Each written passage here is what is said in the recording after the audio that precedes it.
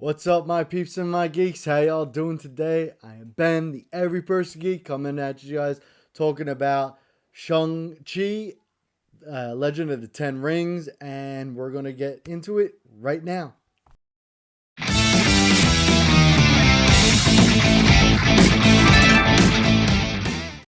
All right, so Shang-Chi, the Legend of the Ten Rings, was actually a really good Marvel movie. I've heard mixed reviews on this movie.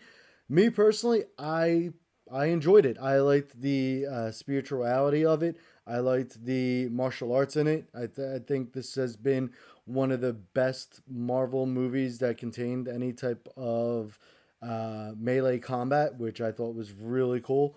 Um, the movie basically starts off with the legend, them telling the story of the Ten Rings and how the Mandarin, which he doesn't really go by that name in this, had acquired the Ten Rings. Now, I believe in the comics, the Ten Rings were actually like actual rings on the fingers, but they modified it for a movie where it's basically bracelets, five on each arm that you wear. I do like this modification to that Mandarin storyline. The fact that it's not actually rings, but actually these power bracelets and stuff like that. I think they did that really good.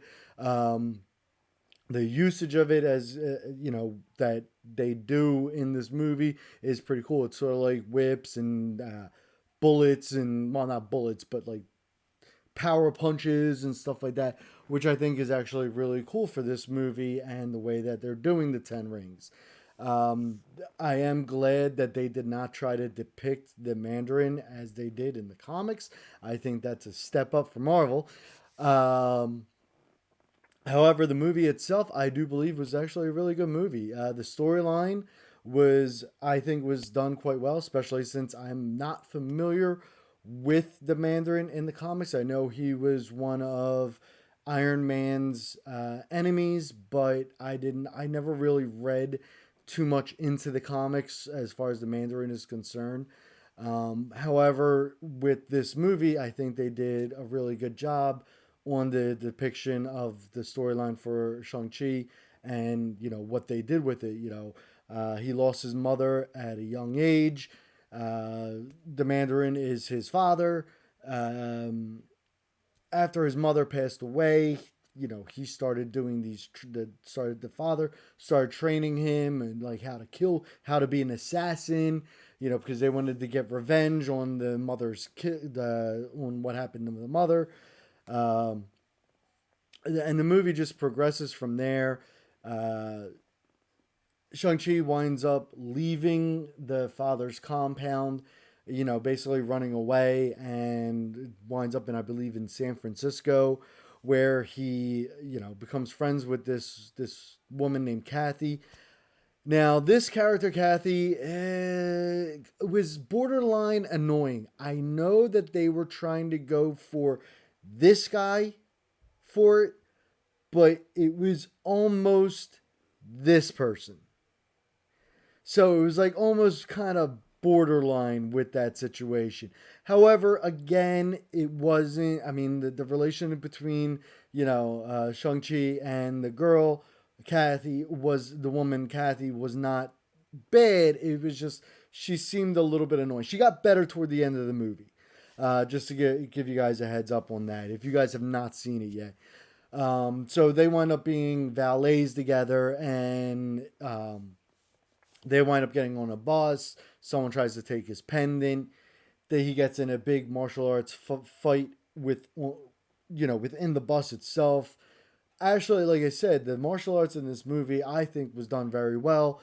A lot of angles, a lot of blocks, hits. It was actually really, in my opinion, very well done. Very action packed movie.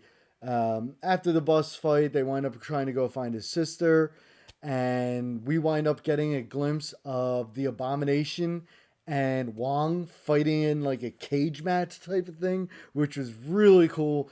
They did a really good job on redoing the Abomination from when it was originally done in the Incredible Hulk. So for the fact that they redid the abomination and made it, a little bit more up to date, a little bit more comic, accurate, and also made it look a little bit more like Tim Roth also was actually really cool.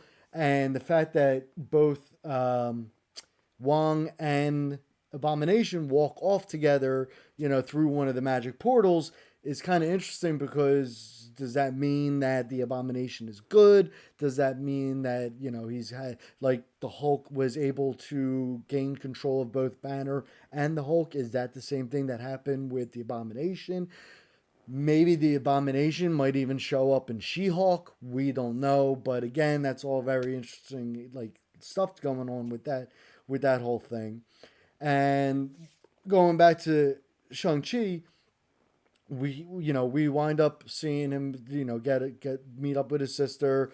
The father comes after them again, tries to steal her pendant. They wind up going, to the father's compound, finding out that the father's hearing the mother's voice and telling him to go back to the mother's homeland of Tao Lao, Tao Lao, I think it was Talo. Sorry if I'm saying that wrong. But they wind up going back to, her home universe rather, because apparently this place is in another plane of existence where you see all these, when they, while they're in their father's compound, we get to see Ben Kingsley again, which is actually really cool. If you guys did not know that, sorry for the spoiler, but we do see Ben Kingsley back with this creature that has no head but still able to communicate. I don't know what the hell it is, but it was pretty cool the stuff and seeing Ben Kingsley in it, and talking about how the Mandarin spared his life because he was giving his troops one man shows and stuff like that. But they wind up going to the mother's homeland again, where it's another plane of existence, and we start seeing all these mythical creatures. Such as, I think one of them was a phoenix, the fox spirit. I don't know what the name of the other one was, but you get to see like a whole bunch of like um, Chinese spirits, animals, and stuff like that, mythology, which was really cool. And I think they incorporated that quite well into this movie. And I'm not going to spoil the ending of the movie or anything else like that, but then it goes into a whole thing where, they got to prepare for the father to invade and stuff like that. All in all, again, great movie, very action packed. I definitely recommend any Marvel viewer to watch this movie. I'm not going to give away the post credit scenes for this movie because, number one, I was a little bit confused on them. Didn't know what was going on it. And second, check it out for yourselves. I'm not going to give you guys everything. You guys got to go watch it. You know, so definitely worth the watch though, especially if you're a martial arts fan. If you like Chinese mythology, stuff like that. Um, I think they did a good job. To me, I think they were respectful. But again, I'm not Chinese. I'm not of that heritage, so I can't really say for sure.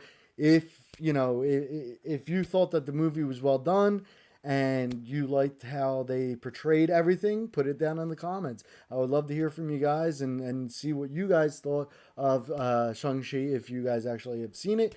Um, yeah, like I said, I think they did a really good job with the movie, and I would love to hear from you guys on what you thought of it, whether or not they did or not. And again, I would love to discuss it with you guys. Put it in the comments if you guys did see the post credit scenes. If you could explain the whole, um, beacon thing, I'd appreciate it. Maybe you know a little bit more information about it than I do. So again, in the comments. And as always, my geeks, my peeps, my guys and gals, thank you for watching. I really do appreciate it. If you are enjoying my content, please hit that subscribe button and the notification bell. If you like this video, hit that like button. Put comments down below. Again, I'm going to keep on saying it. Comments, comments, comments. I want to hear from you guys. I want to see what you guys are thinking. All right. As always, may the odds ever be in your favor. Thank you so much for watching. Have a good one. Thank you.